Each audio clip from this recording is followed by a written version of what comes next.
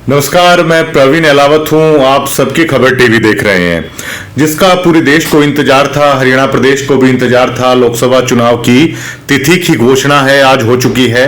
7 चरणों में लोकसभा चुनाव होने हैं पूरे देश भर में, और हरियाणा प्रदेश में जो वोटिंग है वो 25 मई को है, वो होने वाली है। और इसके साथ साथ गजट नोटिफिकेशन है, वो 29 अप्रैल को हरियाणा में है। नामांकन है, वो भी 29 अप्रैल से ही उनकी शुरुआत हो जाएगी हरियाणा प्रदेश में। नामांकन भरने का अंतिम दिन है वो 6 मई का रखा गया है। नामांकन की जांच 7 मई तक वो पूरी हो जाएगी। 9 मई तक नामांकन है, जो भी प्रत्याशी है वो अपना वापस ले सकते हैं। वोटिंग जैसे कि मैं पहले बता चुका हूं 25 मई को होगी, और काउंटिंग है वो 4 जून है, उसको होने वाली है। और हरियाणा प्रदेश में जो सबसे हॉट सीट मानी जा रही है वो रोहतक लोकसभा है। स्टूडियो में मेरे साथ इस वक्त हमारे पॉलिटिकल एनालिस्ट हैं वीरेंद्र राठी साहब। कुछ दिनों से स्वास्थ्य कारणों से है, राठी साहब है वो जुड़ नहीं पा रहे थे, और राठी साहब हैं फिर से ज्वाइन किया है। और राठी साहब एक जाने माने राजनीतिक विश्लेषक भी हैं, जो एक डाटे के साथ, आंकड़े के साथ है, सारी चीजों को रखते हैं। तो एक गहन चर्चा करेंगे रोहतक लोकसभा चुनाव को लेकर। और रोहतक लोकसभा चुनाव में खास तौर से भाजपा अपना प्रत्याशी है वो अभी तक उतार नहीं पा रही है। हालांकि अंदेशा है, कल अरविंद शर्मा को नायब सिंह सैनी हैं जो नवनिर्वाचित मुख्यमंत्री हैं, वो दिल्ली है मिलवा के लेके गए, तो अंदेशा है कि उन्हीं का नाम है वो फाइनल हो सकता है।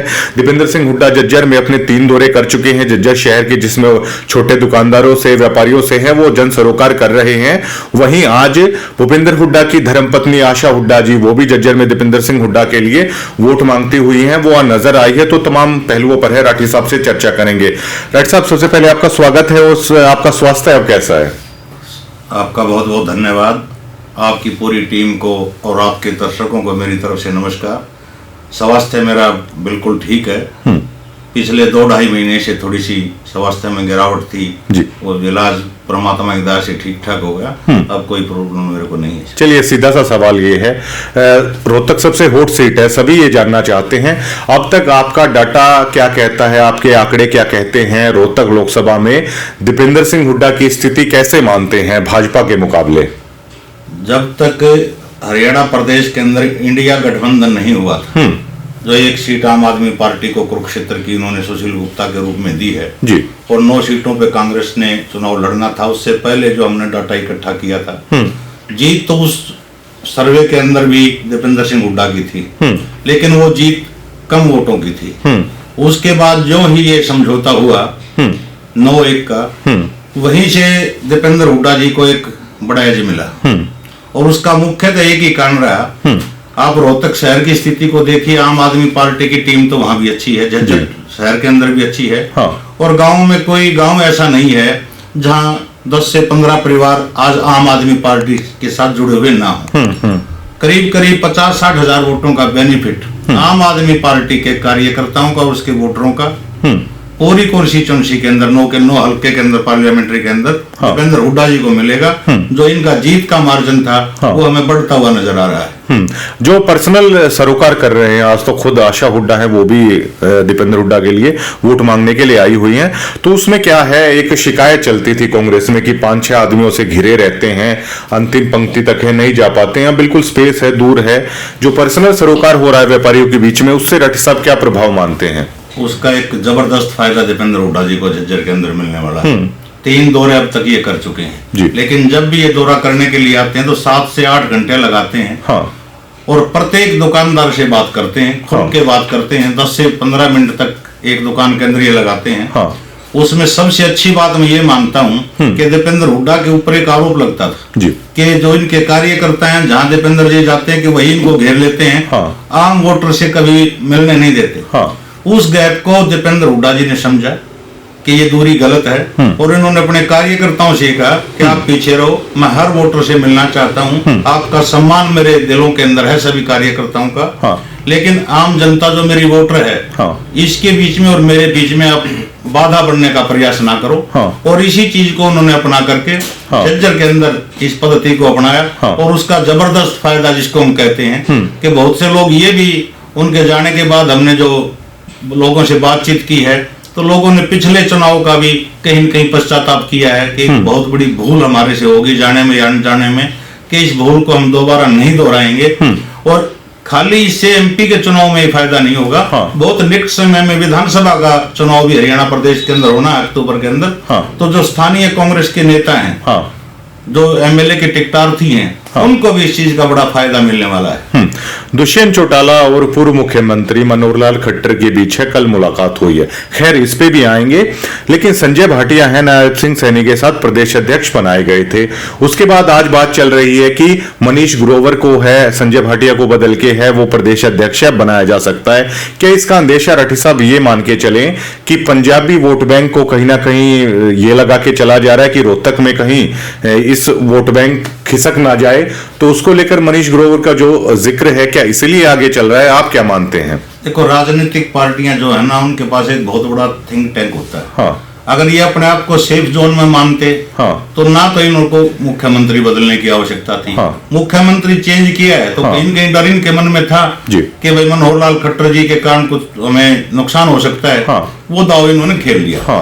दूसरी बात जो आप पूछ रहे हैं कि जिस इसका जो संजय भाटिया की जगह प्रदेश अध्यक्ष के रूप में मनीष ग्रोवर का नाम आना, देखो रोहतक शहर एक ऐसा शहर रहा है जो भारतीय जनता पार्टी का बहुत लंबे समय से गढ़ रहा है, जिसमें डॉक्टर मंगल सेन जैसे लोग जहां से चुनाव जीत करके प्रदेश के डिप्टी सीएम तक के पद पर वो रह चुके हैं, और प्रदेश का जो मुख्य कार्यालय था वो भी रोहतक के अंदर था। तो रोहतक की जो भाजपा की जो जड़ें हैं वो बड़ी गहरी है। तो कहीं न कहीं पार्टी के मन में एक आशंका जरूर जागी होगी कि ऐसा ना हो कि मनोहर लाल खट्टर जी जो रोहतक के अंदर उनका ज्यादा कार्य क्षेत्र रहता था, कि उनको हम सीएम बदल रहे हैं, नायब सिंह सैनी जी को बना दिया और खट्टर साहब को करनाल से पार्लियामेंट की हमने टिकट दे दी। तो संजय भाटिया भी करनाल से हैं और मनोहर लाल खट्टर जी बड़े नेता तो हैं, 9.5 साल जो प्रदेश के मुख्यमंत्री रहे हैं, तो बड़े नेताओं में तो उनकी गिनती हमेशा रहेगी। हो सकता है कि आगे अगर भारतीय जनता पार्टी सत्ता में आती है तो कैबिनेट का हिस्सा मनोहर लाल जी केंद्रीय कैबिनेट का हिस्सा हो सकते हैं। तो ये चीज देख करके पावर को इलाके वाइज देना, कि वे रोहतक में जो आपने जिक्र किया कि जो पंजाबी मतदाता है कि वो कहीं प्रभावित ना हो जाए, नाराज ना हो जाए, कि उसको खुश करने के लिए और सीनियर लीडर्स की जो लाइन है उस पंक्ति में भी जो मनीष ग्रोवर जी फिट बैठते हैं, तो ये पद इनको दिया जा सकता है। देखिए, अब दुष्यंत का जिक्र अगर करें तो कल मनोहर लाल खट्टर से मुलाकात हुई है, आप जानते होंगे, जाहिर है दर्शक हैं जो देख रहे हैं वो भी जानते होंगे। अजय चौटाला भी लगातार ये कह रहे हैं कि गठबंधन तो टूटा है सीटों के समझौते को लेकर, लेकिन हमारे रिश्ते मतलब मधुर ही रहने वाले हैं। जो जेपी नड्डा है, अमित शाह है, उन्होंने भी कहा है कि सीटों को लेकर है बात बिगड़ी है, लेकिन रिश्ते हमारे इतने खराब नहीं है। और दीपेंद्र सिंह हुड्डा से भी मैंने पूछा था, तो दीपेंद्र सिंह हुड्डा सीधे कह रहे हैं कि एक तरीके से मतलब ये दोनों की मिली साठगांठ है और इस कारण है ये गठबंधन अलग हुआ है, और जेजेपी है वो कांग्रेस की वोटों में सेंध लगाने की कोशिश करेगी। इसको कैसे देखते हैं राठी साहब? ऐसी मुलाकातों से ही तो प्रदेश की जनता के मन में एक शंका पैदा होती है कि ये मिली भगत से गठबंधन टूटा है। आज तक एक सप्ताह करीब हो गया ना, तो दुष्यंत जी ने, अजय चौटाला जी ने भारतीय जनता पार्टी के किसी नेता की बुराई की है, ना भाजपा वाले ने किसी की बुराई की है, और बुराई करेंगे तो भी इनके ऊपर आगे गिरेगी, क्योंकि दोनों सरकार का हिस्सा थे। दूसरी तरफ से मनोहर लाल खट्टर जी से जो इनकी बात हुई है, कह तो रहे कि हमारी तो शिष्टाचार मुलाकात, ये शब्द राजनीति में बड़ा अच्छा है कि किसी से भी आप मुलाकात करके बाहर निकलो, कहेंगे कि सामाजिक कार्यक्रम था, वहां मुलाकात हो गई, या कहेंगे शिष्टाचार मुलाकात। लेकिन दो राजनीतिक दलों के बड़े नेता अगर मुलाकात करते हैं, मिलते हैं, तो सीधी सी बात है उनकी राजनीति के ऊपर चर्चा होती है, भविष्य की रणनीति के ऊपर चर्चा होती है। और ये चीजें जितनी नजदीकियां भारतीय जनता पार्टी के नेताओं से दुष्यंत चौटाला जी अब रखेंगे, उनके लिए घाटे का सौदा है। जनता के अंदर भी ये संदेश जा चुका है कि आज दुष्यंत चौटाला जी कितनी भी लोकसभा सीटों के ऊपर चुनाव लड़ेंगे तो बीजेपी की मिली भगत से साठगांठ से बातचीत करके, यहाँ तक भी चर्चाएं हैं कि हो सकता है कि बीजेपी ये कहे फला उम्मीदवार को आप वहां से टिकट दे दो, वो कांग्रेस की इतनी वोट काट लेगा तो भाजपा को फायदा होगा। तो उन्हीं चीजों की शंका प्रदेश की जनता के अंदर है। अगर दुष्यंत चौटाला जी से कोई पूछने वाला हो तो दुष्यंत चौटाला जी ने हिसार की जनसभा के अंदर बड़ी धाकड़ आवाज में एक बात कही थी, हमारे को रोहतक की सीट दे रहे थे और हमने ये कहा था कि 5100 पेंशन कर दो, हमें की भी सीट नहीं चाहिए। आज वो रोहतक से जिस प्रत्याशी को वो एमपी की टिकट पे चुनाव लड़वाना चाहते हैं जेजेपी से, अगर दुष्यंत चौटाला जी इतने ही उस वर्कर के प्रति चिंतित थे तो उस सीट को स्वीकार करते और गठबंधन की वो टिकट हो जाती, मजबूत वोट बैंक होता दोनों पार्टियों का। फिर यहाँ के किसी लोग, संजय कबलाना का जिक्र कर रहे हैं यहाँ, कोई भी हो सकता है, तो उस प्रत्याशी को जब वो टिकट मिलती तो वो फायदे में रहता। लेकिन वो इन्होंने नहीं किया। ये चाह रहे थे केवल दिग्विजय को कि भिवानी महेंद्रगढ़ की सीट मिल जाए और छोटा बेटा भी सेटल हो जाए राजनीति के अंदर। आंकड़ों पर भी आएंगे राठी साहब, लेकिन उससे पहले अरविंद शर्मा जब यहाँ से सांसद हैं तो एक तरीके से इमेज है वो कोलैप्स ही, डैमेज ही अभी तक करी गई। इतने लेट आखिरकार क्यों हो रहा है? अगर अरविंद शर्मा का नाम अगर मान लीजिए अब चल रहा है, फाइनल हो जाता है, पहले तो एक देरी वाली बात हो जाती है। अगर अरविंद शर्मा को ही फाइनल किया जाता है तो ये कहा जा रहा है कि दीपेंद्र हुड्डा को ज्यादा मुश्किलें हैं वो नहीं होंगी। तो क्यों इतना आखिरकार लेट किया जा रहा है? और अरविंद शर्मा के सामने दीपेंद्र हुड्डा के मजबूत होने का कारण क्या मान के चला जाए? सबसे बड़ी बात तो यह है कि अगर आप व्यक्तिगत प्रत्याशी की लोकप्रियता की बात करेंगे तो पूरे हरियाणा प्रदेश के अंदर रोहतक लोकसभा से दीपेंद्र हुड्डा से ज्यादा पॉपुलर चेहरा किसी भी पार्टी के अंदर किसी भी सीट के ऊपर नहीं है। अपने सीधे लोगों से इनका जुड़ाव रहा है। वो पिछले चुनाव में बहुत थिन मार्जिन से हार गए थे, तो लोगों के अंदर एक तो वो सिंपैथी है। दूसरी जो विकास की गंगा जो बही थी, जो कांग्रेस वाले कहते हैं और बीजेपी वाले भी 10 साल पहले तक ये कहते थे कि बजट का सारा पैसा हरियाणा का कहीं लगा तो विकास का वो रोहतक झज्जर और सोनीपत के अंदर लगा। यही आरोप अरविंद शर्मा लगा करके कांग्रेस पार्टी को छोड़ करके आए थे। बिल्कुल, ये यहाँ से भाजपा की टिकट इनको मिल गई, ये चुनाव जीत गए। लेकिन जो विकास काम उस समय पे दीपेंद्र हुड्डा जी ने सत्ता में रहते हुए करवाए थे, उतने विकास के कार्य अरविंद शर्मा जी नहीं करवा पाए। और बहुत से गांव के लोगों की तो ये शिकायत है कि जीतने के बाद वो धन्यवादी दौरा करने तक भी हमारे गांव के अंदर नहीं पहुंचे। तो जो ये गैप रहा है, और दीपेंद्र इस बीच में लगातार जनता के बीच में रहे हैं, तो एक तो ये कारण है प्रमुख रूप से। और दूसरा, कोई भी पार्टी होती है, जैसे बड़ा परिवार होते हैं ना, तो उसके अंदर कहा सुनी कुछ चलती रहती है। मनीष ग्रोवर जी का और अरविंद शर्मा जी का जो पीछे विवाद हुआ था, काफी सुर्खियों के अंदर हो रहा था कि एक दूसरे के ये कट्टर विरोधी से हो गए थे। बाद में तो कई समारोह प्रोग्रामों में इन्होंने इकट्ठी खीर भी खाई है, हलवा भी खाया है। तो वो मान मनोबल की बातें भी चली होंगी। कहीं ये शंका भी रही होगी कि मनीष ग्रोवर जी इनकी मन से मदद करेंगे नहीं करेंगे। तो सारी सेटलमेंट में समय जरूर लगता है कि पार्टी अगर किसी को अधिकृत रूप से प्रत्याशी जब घोषित कर दे और उसके पश्चात अगर कोई इस प्रकार की बात हो जाए तो पार्टी के वर्कर जो हैं वो तितर बितर हो जाए, तो वो ठीक नहीं है। हो सकता है कि उस मामले को डैमेज करने के लिए देरी हो रही हो, लेकिन कई नाम बीच में इस प्रकार के भी निकल के आ रहे थे। तो भाजपा का बड़ा थिंक टैंक है, उन्होंने भी गुना घटा जमा करके ये सोचा होगा कि कौन प्रत्याशी फिट रहेगा। लेकिन 3 कॉन्स्टिट्यूएंसी से अरविंद शर्मा जी सांसद रहे हैं, तो बड़ा कद तो उनका है। और करनाल से एमपी वो रहे, रोहतक से वो रहे, इंडिपेंडेंट सोनीपत से एमपी वो रहे। तो मानना जनता का ये है कि अरविंद शर्मा को कहीं न कहीं तो जरूर एडजस्ट किया जाएगा। और अब तो वो स्थिति ये है कि रोहतक से ही उनको, जो आज सोशल मीडिया की खबरें हैं उनके ऊपर, तो वहां से ही उनका नाम चला हुआ लग रहा है। ठीक है, चलिए, अरविंद शर्मा ही आपके अनुसार है वो आएंगे।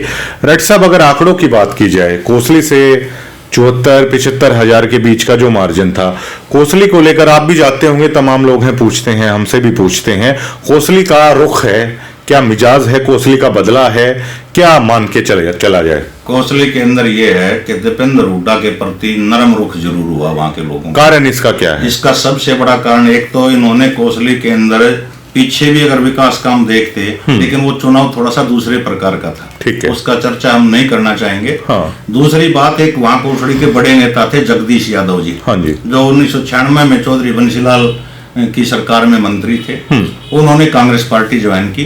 उनकी एक बहुत तगड़ी टीम है, उन्होंने 2-3 चुनाव बाद में भी लड़े हैं और बड़ी अच्छी स्थिति में उन्होंने वोट पाए, अच्छे वोट पाए हैं। हालांकि वो चुनाव हार गए। उन्होंने कांग्रेस के अंदर जैसे ही ज्वाइन किया और जो कार्यक्रम कराए, उससे बड़ा साथ दीपेंद्र हुड्डा जी को कोसली के अंदर मिला है। और कोसली का जो मतदाता था, उनको भी एक चीज का एहसास हो गया कि आप बड़े राजनीतिक कद के आदमी के साथ जुड़ते हो कि दीपेंद्र हुड्डा अगर एमपी भविष्य में बनता है और कांग्रेस की सरकार आती है, तो एक तरह से मतलब हुड्डा साहब अगर मुख्यमंत्री बनते हैं तो उनकी पार्लियामेंट्री का ये विधानसभा क्षेत्र है, तो ऑटोमेटिकली बात है कि विकास का पैसा वहां ज्यादा आएगा, ज्यादा लोगों के काम होंगे जो आम जन से जुड़े हुए हैं। ये पीछे वो थोड़ा सा हो गया था मामला, ये लोग सोच करके।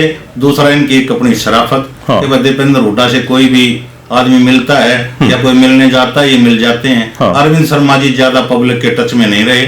जब वो रोहतक और झज्जर के अंदर ही अनेक गांव के अंदर धन्यवादी दौरा नहीं कर पाए, तो कोसड़ी के अंदर भी निश्चित रूप से कितना नीचे आएगा ये ग्राफ, कितना नीचे आएगा? पिछली बार जो 75,000 का मार्जिन कोसड़ी का था, लास्ट में 50,000 का वो मार्जिन बीजेपी का मान के चल रहा हूँ। लेकिन अभी इंतजार और हमें करना पड़ेगा कि एक दो नेता इधर से उधर हो सकता है। अगर एक बड़े नेता की जो चर्चाएं चल रही हैं सोशल मीडिया के, फला आदमी इधर आ सकता है, फला इधर आ सकता है, अगर वो चीज और हो गई तो दीपेंद्र हुड्डा बड़े आराम से जो 75,000 की जीत बीजेपी की वहां थी उसको घटा करके लाएंगे, कम मार्जिन से वहां से हार के आएंगे। इसके अलावा और कौन से हल्के देखते हैं?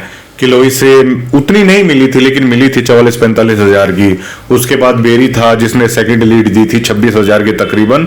उसके अलावा कोसली से आप मान रहे हैं ग्राफ है नीचे आएगा। इसके अलावा और कौन से हल्के रट साहब आप मानते हैं? एक तो कलोई में ही इनको लीड मिलेगी, जो 45,000 की जीत थी, 10 से 15,000 की लीड वहां बढ़ करके रहेगी। इन्होंने भी एक तरह से जैसे झज्जर के अंदर डोर टू डोर कैंपेन चल रहा है कि हुड्डा साहब ने भी, आपको ध्यान होगा, 1.5-2 महीने पहले अपनी विधानसभा क्षेत्र को भी कवर करने का काम किया है। दूसरा सबसे बड़ा साथ महम की विधानसभा से इनको अब की बार मिलने वाला है।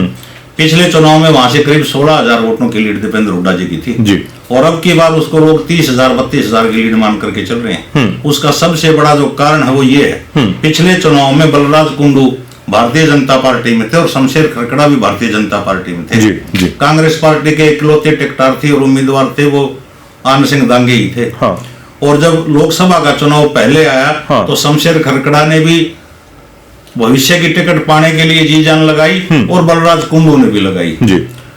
चुनाव हो गया, 16,000 की जीत दीपेंद्र हुड्डा जी की लीड वहां पे मिली, और बाद में टिकट तो एक कैंडिडेट को मिलनी थी, वो टिकट मिल गई शमशेर खरकड़ा को। बलराज कुंडू जी जो है ना इंडिपेंडेंट चुनाव जीत करके आ गए। आज उन्होंने अपनी एक नई पार्टी बनाई। पीछे बलराज कुंडू जी जब झज्जर में आए थे तो आप लोगों ने उनसे एक प्रश्न किया था कि लोकसभा में आप क्या करेंगे। उन्होंने कहा था कि कोई अच्छा प्रत्याशी मुझे मिल गया तो मैं लड़ाऊंगा। अच्छे प्रत्याशी का मतलब तो ये था, जब आप पार्टी के सुप्रीमो अगर उनकी रुचि होती तो वो खुद भी कह सकते थे मैं चुनाव लड़ूंगा। तो कहीं न कहीं लोकसभा चुनाव के अंदर बलराज कुंडू जी ज्यादा इंटरफेयर नहीं करेंगे।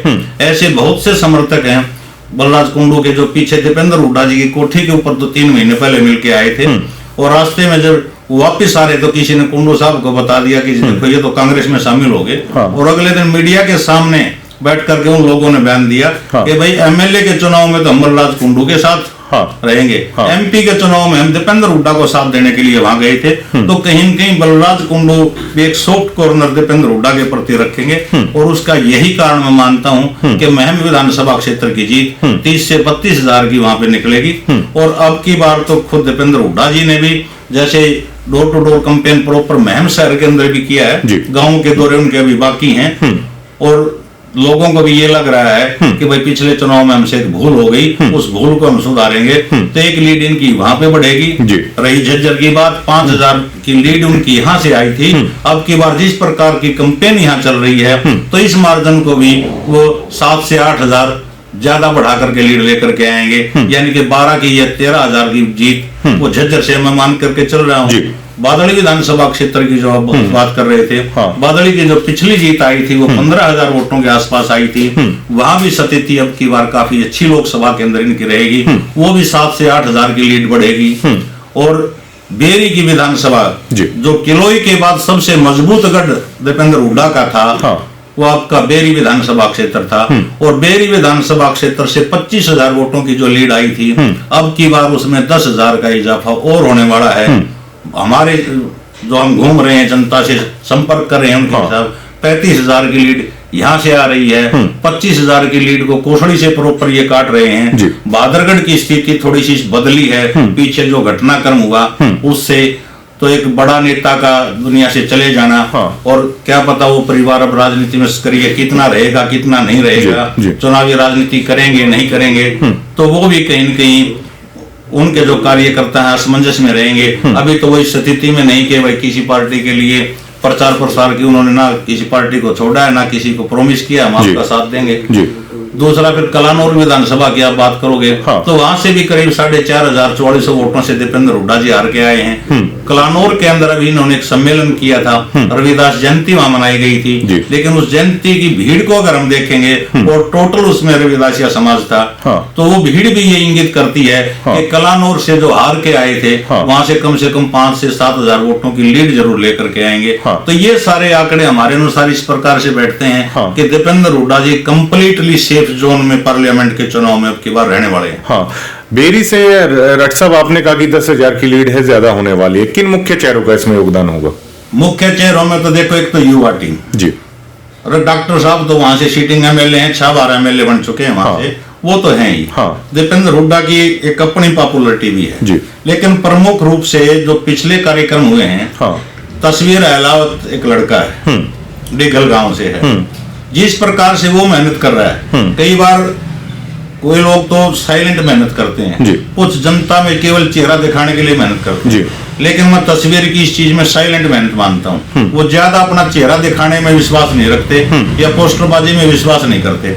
उनका जो तरीका है कि मैं पार्टी के लिए और अपने लीडर के लिए काम करूं, इस चीज को वो फॉलो करके चल रहे हैं। उन्होंने डिगल गांव के अंदर एक प्रोग्राम कराया था 3-4 महीने पहले, कोई कॉलेज की आधारशिला रखने की बात थी, तो जो भीड़ तस्वीर अहलावत ने जोड़ी थी वो वाकई में बड़ी जबरदस्त थी।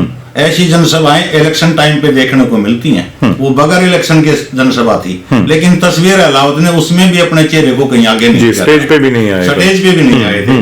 दूसरी जो बातें, गांव में आप किसी में चले जाओ, एक भाई श्रीओं में अहलावत है, वो अभी से उसको शायद कई दिन हो, 7 से 8 दिन हो गए, वो डोर टू डोर कैंपेन में लगे हुए हैं। तो पता सबको है कि पहले लोकसभा का चुनाव है, तो ऐसे कार्यकर्ताओं की टीम जब किसी मेंबर पार्लियामेंट उम्मीदवार को मिलती है, ये स्थानीय विधायक के अलावा भी 2-3 आदमी तुम्हारे लिए इतनी मेहनत कर रहे हैं, तो वो एक बड़ा संकेत है कि लोगों को अपने साथ वो जोड़ रहे हैं और पार्टी के साथ जोड़ रहे हैं और अपने नेता के साथ जोड़ रहे हैं। ये जो बेरी में रट साहब आप बढ़त की जो बात कर रहे हैं, तो बेरी के अगर आंकड़ों की बात की जाए तो प्रॉपर बेरी की बात कर ले, दुब्बलधन, माजरा, ढराना हो जाता है, चिमनी हो जाता है, वहां से दीपेंद्र हुड्डा की तकरीबन 3,000 या 3,200 की लीड होती है। एक क्षेत्र हो जाता है, डिगल हो गया, दांदलान हो गया, लकड़िया हो गया, गामटन हो गया, बम्बेवा हो गया, जो अहलावत को किया, अहलावत खाप के गांव हैं, तो अगर इनकी लीड की बात की जाए तो ये लीड हो जाती है 7 से 8 हजार की। फिर अगर छारा की बात कर ली जाए, राठियों के गांव आ जाते हैं, भापड़ोदा आ जाता है, आसंडा आ जाता है, उधर फिर मातन आ जाता है आपका, तो उधर से लीड है वो काफी ज्यादा होती है। तो अब की बार क्या आप मानते हैं प्रॉपर बेरी और जो डॉक्टर रघुवीर सिंह कादियान के जो कादियानों के जो गांव हैं, क्या वहां से लीड को बढ़ाया जा सकता है? क्या ऐसा हो पाएगा? देखो, पिछले चुनाव में तो करीब जब बेरी से निकले थे तो 2,200 वोटों की लीड दीपेंद्र हुड्डा जी की थी, लेकिन अकेले डिगल गांव ने 3,000 प्लस की लीड दीपेंद्र हुड्डा जी को दी। जी। तो ये ताकत कहां से थी? वो जो कार्यकर्ता, तस्वीर जैसे लोग जो मेहनत दीपेंद्र हुड्डा के लिए कर रहे हैं, उन्हीं की तो मेहनत है। लेकिन अमित अहलावत है, काफी बड़े बड़े प्रोग्राम भी करे रट साहब, पार्षद भी हैं, डिगल गांव से ही आते हैं, क्या वो अब की बार तस्वीर अहलावत के लिए भी अग्नि परीक्षा ये होगी? दोनों के लिए अग्नि परीक्षा है, क्योंकि जैसा कि उनका इशारा जो हुआ है 2 दिन पहले, उस इशारे की हम बात करें तो जिम्मेवारियां तो उनकी भी पड़ती हैं। लेकिन एमपी का चुनाव जो है, एमपी के चुनाव में जो लोग हैं वो एमपी के चेहरों को देखने लग गए। पहले ये कहावत होती थी जब हम बच्चे थे कि भाई बड़ा इलेक्शन है एमपी का, ये तो दिल्ली की सरकार बनेगी, किसी की भी वोट डालो, और प्रदेश के अंदर वो जोर लगाते थे। लेकिन अब पता ये चला कि दिल्ली की सरकार का महत्व कितना है जी। लेकिन कार्यकर्ता तो हर पार्टी का अपनी पार्टी के लिए प्रचार भी करेगा, जोर भी लगाएगा, लेकिन दीपेंद्र हुड्डा पीछे क्या भारतीय जनता पार्टी के नेताओं ने, कार्यकर्ताओं ने जोर नहीं लगाया था? क्या कांग्रेस के अंदर नहीं लगाया था? लेकिन उस परिस्थिति में भी जब 25,000 की लीड बेरी विधानसभा ने दी थी, तो आज तो बड़ा गुणात्मक सुधार मैं उसके अंदर मानता हूँ। और जो बाकी अमित अहलावत का जो आप जिक्र कर रहे हैं, प्रचार वो भी करेंगे, कितना प्रभाव डाल पाएंगे भारतीय जनता पार्टी में मतदान करवाने का? अगर ज्यादा वोट वो भाजपा को अपने इलाके से या अहलावत खाप से या अपने गांव से दिलवा पाते हैं, तो उनकी भी इमेज एक भाजपा के अंदर क्रिएट होगी कि इन्होंने भी जोर लगाया है। लेकिन श्रीओम के लिए और तस्वीर के लिए ये भी अग्नि परीक्षा है, और सबसे बड़ी अग्नि परीक्षा तो डॉक्टर रघुवीर सिंह कादियान जी के लिए है कि वो उम्र के इस पड़ाव पे हैं, बुजुर्ग हम मानते हैं, लेकिन वो राजनीति में अपने आप को बुजुर्ग नहीं मानते जी। लेकिन मेहनत तो वो भी करेंगे। उनकी अपील पिछले चुनाव में जिस प्रकार की थी, उन्होंने एक ही अपील की थी 3-4 गांव के अंदर, बड़े गांव के अंदर, कि भाई मेरे चुनाव में कुछ भी कर लेना, लेकिन दीपेंद्र का साथ दे। अभी भी बेरी की जो कार्यकर्ता सम्मेलन था उसमें भी ये कहा कि एक्सचेंज कर लेना वोटें। हाँ, तो ये तो एक राजनीतिक बातें होती हैं, आप भी इन बातों को समझते हो, लेकिन उन्हें एक भावुकता की जरूरी पैदा हो जाती है कि जब आप इस प्रकार की बात करते हो कि भाई इसको अपनी वोट नहीं चाहिए, दीपेंद्र की वोट ज्यादा आनी चाहिए मेरे से, तो वो नेताओं के दिलों में एक तो जगह हो जाती है, एक कार्यकर्ताओं के मन में, यार जब ये दूसरे के लिए कर रहा है इसका भी साथ दे दो। जी, अब की बार डॉक्टर साहब दीपेंद्र सिंह हुड्डा भी इस बात को कह रहे हैं कि ये अकेले रोहतक लोकसभा का चुनाव नहीं है, अगर यहाँ से आप लोग साथ देते हैं तो ये हरियाणा मतलब चंडीगढ़ तक का फैसला ये चुनाव करेगा। आज आशा हुड्डा जी आई हुई थी तो मैंने भी उनसे सवाल किया था, तो वो कह रही थी यकीनन ये अकेले रोहतक का चुनाव नहीं है, ये चंडीगढ़ की गद्दी का चुनाव है। तो क्या इस चीज को लेकर ग्राउंड पे ये बातें दिखती हैं कि वाकई में अगर दीपेंद्र हुड्डा को आगे किया जाता है तो रोहतक की राजनीति है वो चंडीगढ़ की कुर्सी तक जाएगी? ग्राउंड पे इस चीज का कितना प्रभाव है? एक चीज तो निश्चित रूप से बहुत पहले से ही है, हाँ, कि 10 साल जब प्रदेश के मुख्यमंत्री भूपेंद्र सिंह हुड्डा जी रहे थे जी, तो नाराबाद में क्या चल रहा था कि भाई पूरे हरियाणा के नेता के रूप में जो पॉपुलरिटी कांग्रेस पार्टी के बड़े लीडर में है तो भूपेंद्र हुड्डा से ज्यादा नहीं है जी। लेकिन अब की बार नारा भूपेंद्र हुड्डा से ज्यादा दीपेंद्र हुड्डा का चला हुआ है जी, जी। और ये पूरा इलाका भी इसीलिए दीपेंद्र हुड्डा जी के साथ खड़ा है कि एक बार फिर अपने इलाके के अंदर एक नौजवान को मुख्यमंत्री की कुर्सी मिले। और इस चीज में कोई दो राय नहीं है, दीपेंद्र हुड्डा जी यहाँ अगर ज्यादा मार्जिन से सीट निकाल करके जाते हैं तो न केवल केंद्रीय नेतृत्व की नजरों में बल्कि प्रदेश की जनता की नजरों में भी ये ज्यादा इनकी पॉपुलरिटी बढ़ेगी और विधानसभा के अंदर पार्टी को सत्ता के लाने के अंदर ये अहम योगदान अपना दे सकते हैं। और यहाँ का रोहतक पार्लियामेंट का युवा या बुजुर्ग या मतदाता ये देखना चाहता है कि भाई दीपेंद्र हुड्डा जी को कामयाबी मिले और ये प्रदेश के मुख्यमंत्री बने, इसलिए जनता इनके साथ जुड़ी हुई है। जी बिल्कुल, आपने प्रत्येक विधानसभा के डॉक्टर साहब आंकड़े हैं वो हमारे साथ दर्शकों के साथ शेयर किए हैं, इस हिसाब से आप कितनी मानते हैं? लाख से ऊपर जा रही है इस हिसाब से तो लीड? आज की परिस्थिति में देखो, अधिकृत रूप से भारतीय जनता पार्टी ने अपना प्रत्याशी डिक्लेयर नहीं किया जी, जी। लेकिन चर्चाएं हैं, वो मुख्य चर्चाओं में अरविंद शर्मा जी का ही नाम ज्यादा चला हुआ है। आज की परिस्थिति ये है 1 लाख प्लस वोटों से दीपेंद्र हुड्डा जी रोहतक लोकसभा का चुनाव निश्चित रूप से जीतने जा रहे हैं। बाकी इनके प्रत्याशी जब घोषित हो जाएंगे यही आते हैं, चांस कम है चेंज होने के, लेकिन ये भाजपा है जैसी बड़ी राजनीतिक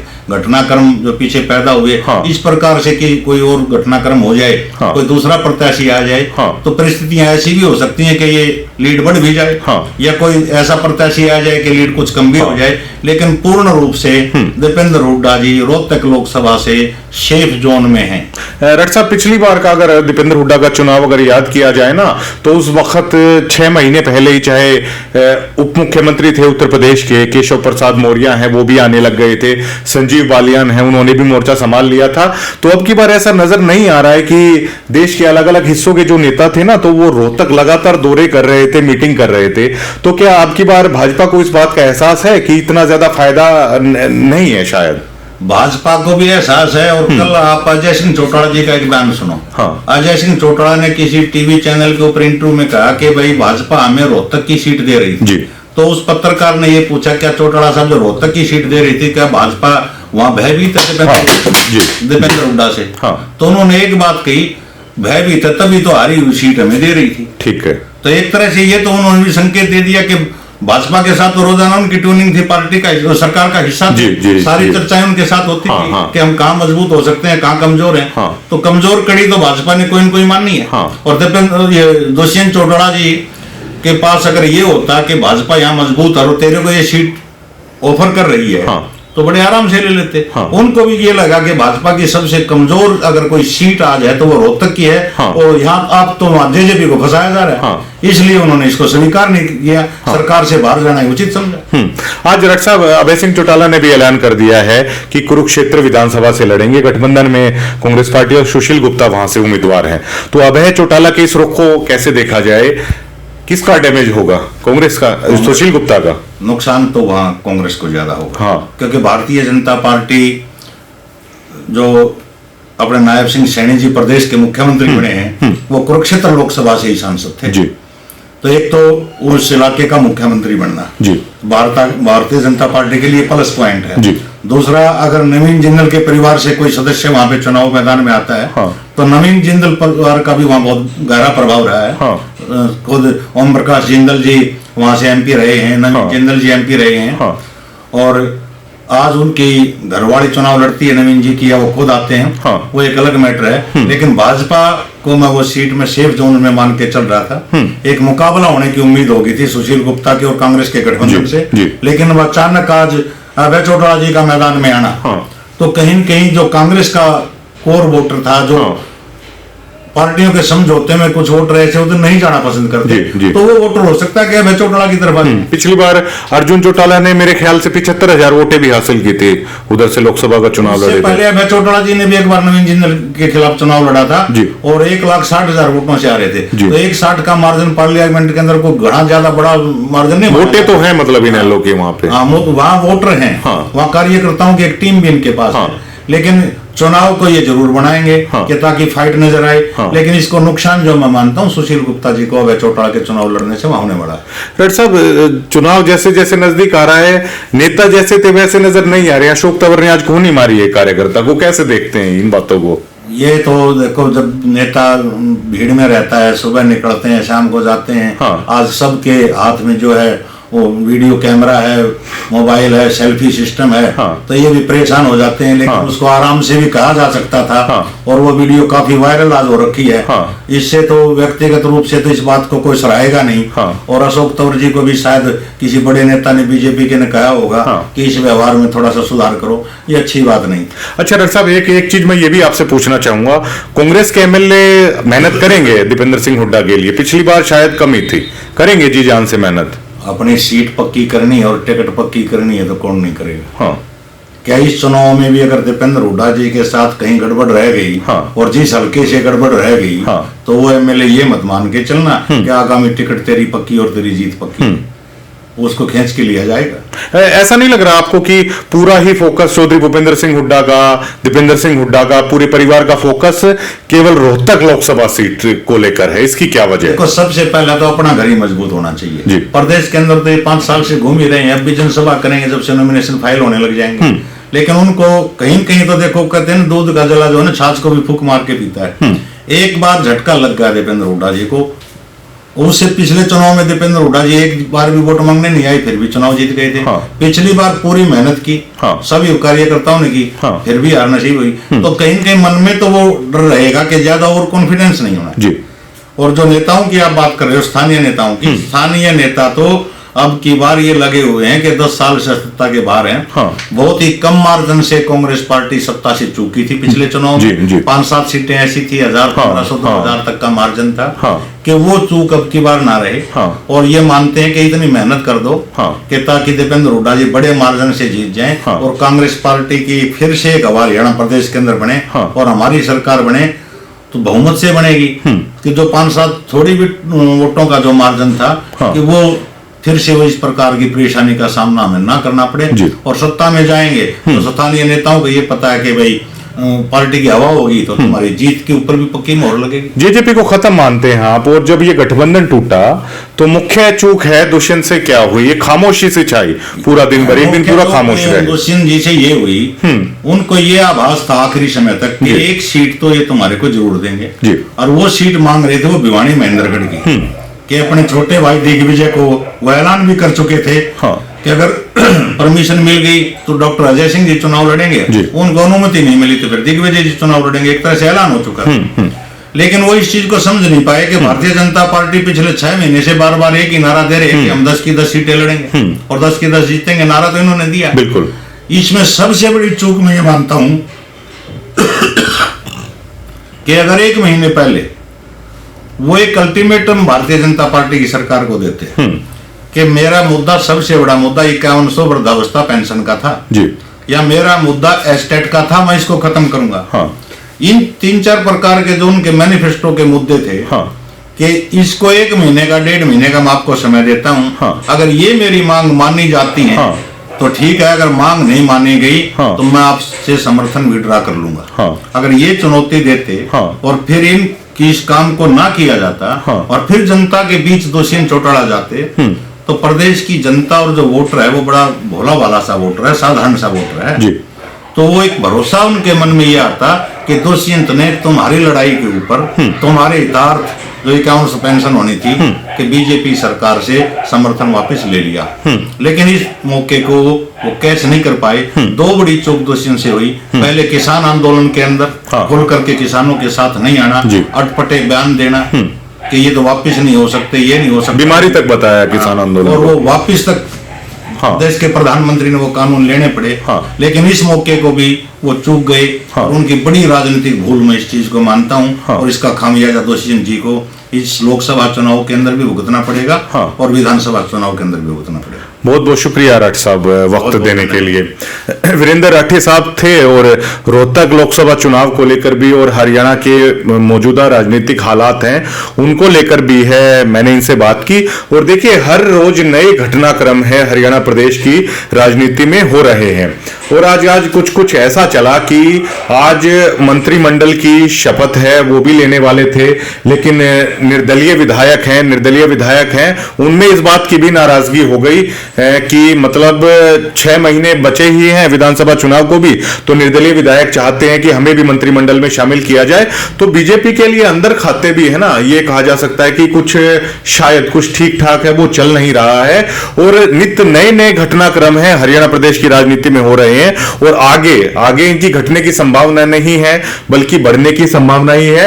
और रोहतक लोकसभा जो सबसे हॉट सीट है, वीरेंद्र राठी साहब ने प्रत्येक विधानसभा के एक आंकड़े हैं अपने दर्शकों को बताए हैं और पहली बार शायद मतलब जो परफेक्ट एक आंकड़े की बात है, ये बातें चल रही हैं कि दीपेंद्र सिंह हुड्डा जीतेंगे, लेकिन विस्तृत तरीके से प्रत्येक विधानसभा को लेकर शायद पहली बार चर्चा में ये चीज सामने आई है कि भैया किस विधानसभा से कितने मजबूत है, किस विधानसभा से कितनी लीड है दीपेंद्र सिंह हुड्डा को होने वाली है। पिछली बार नुकसान था, वो नुकसान ज्यादा होगा या कम होगा, तो एक खुलकर है बात सामने है वो निकल के आई। आप सबकी खबर टीवी से लगातार जुड़े रहिए, चैनल को सब्सक्राइब भी कीजिए, शेयर भी कीजिए और लगातार ना केवल रोहतक लोकसभा बल्कि पूरे हरियाणा प्रदेश की राजनीति की जो ताजा घटनाक्रम है वो हम आप तक पहुंचाते रहेंगे। धन्यवाद।